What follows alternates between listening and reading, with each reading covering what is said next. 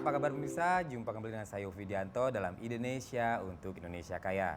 Dari lokasi Galeri Indonesia Kaya, lantai 8 West Mall Grand Indonesia Jakarta. Kali ini saya akan kehadiran teman-teman saya yang akan terlibat dalam sebuah pertunjukan bunga penutup abad, yaitu Happy Salma dan Reza Rahadian.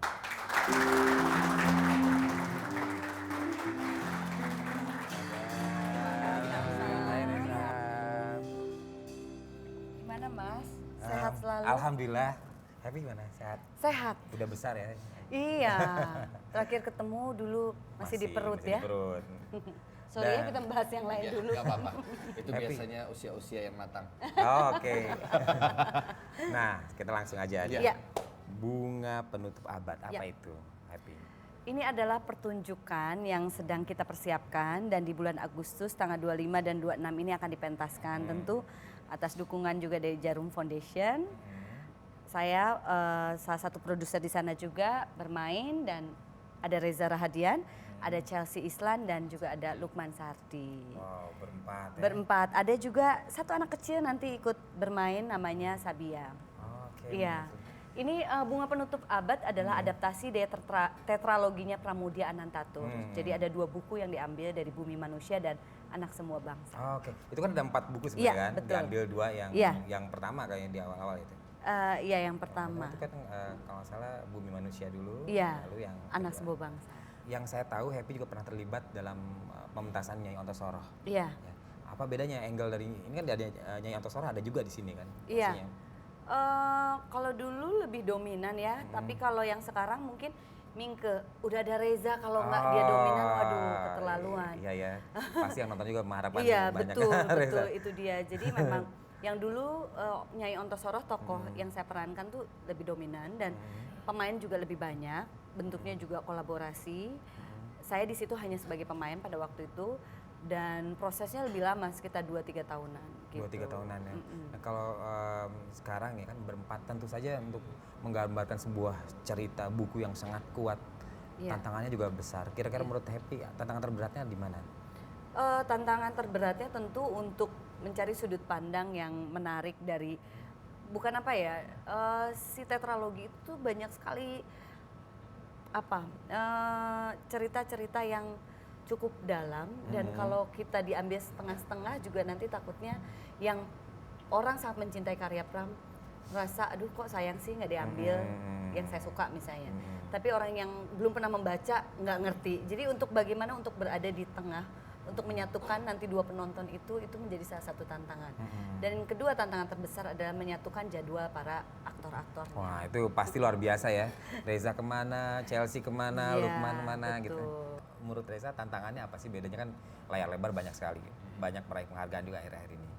Dengan Koleksi dia, koleksi piala ya.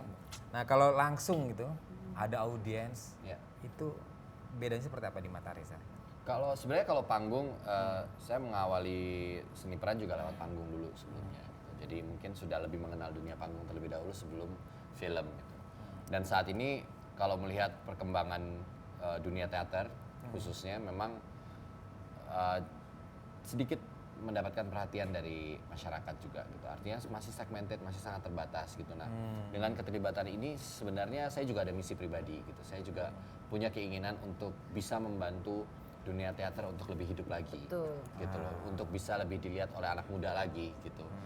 Bukan hanya terbatas pada yang mungkin Dari kita senior untuk senior kita, gitu, ya. atau komunitas tersebut, tapi mungkin bisa lebih meluas lagi itu sih harapannya. Nah, ini ada harapan yang besar bahwa Iya. kalau bisa juga para pemirsa yang selama ini cuma hanya nonton di layar lebar juga bisa Iya. datang untuk menyaksikan bagaimana indahnya sebuah seni teater. Iya. Betul. Yang menarik adalah bagaimana sih karya sastra Indonesia untuk selalu hidup bukan hanya sebagai bacaan semata, tapi mungkin ada alternatif lain, misalnya layar lebar. Tapi kan kadang-kadang ya banyak sekali hal yang secara teknis mungkin tidak begitu mudah gitu. Betul, Nah, betul. panggung ada salah satu alternatif. Tapi kan panggung sendiri belum menjadi industri di tanah air ini. Nah, salah satunya ya memang dibutuhkan ya pegangan tangan bersama-sama. Makanya ketika Reza, ketika Chelsea, Lukman mau terlibat, aku udah yang aduh bukan hanya berterima kasih itu dalam arti aku senang punya teman-teman seperjuangan, yuk kita maju gitu. Jangan sampai berpikir bahwa oh aktor yang sering terbiasa orang melihat di film atau apa tidak mau gitu turun panggung, ternyata mereka mau mendedikasikan waktunya. Dan untuk mendedikasikan waktunya kan juga banyak sekali juga yang harus diprioritaskan gitu terlebih dahulu. Reza, aku berterima kasih banget ketika dia mau mengiyakan pun banyak sekali pekerjaan yang harus dia singkirkan untuk memprioritaskan dan mendedikasikan waktunya. Iya, biar dia nggak pergi lagi. Biar Reza jangan pergi. Tapi memang iya, maksudnya itu butuh komitmen yang tidak gampang, karena memang ada orang oke, saya mau, tapi bukan apa-apa ketika di panggung itu komitmen latihan dan prosesnya. Jadi sebetulnya panggung itu adalah proses pencarian jati diri kita sebetulnya. Gitu. Iya. Ada dimungkinkan nggak sih ada misalnya perubahan kata atau perubahan atau memang itu perubahan dialog secara garis besar mungkin tidak, tapi bahwa pakem-pakem yang mau atau red line gitu ya, benang merah yang harus dijaga ini harus tetap sesuai dengan konteks gitu. Yang terpenting itu struktur bahasanya mungkin boleh agak sedikit berubah-ubah.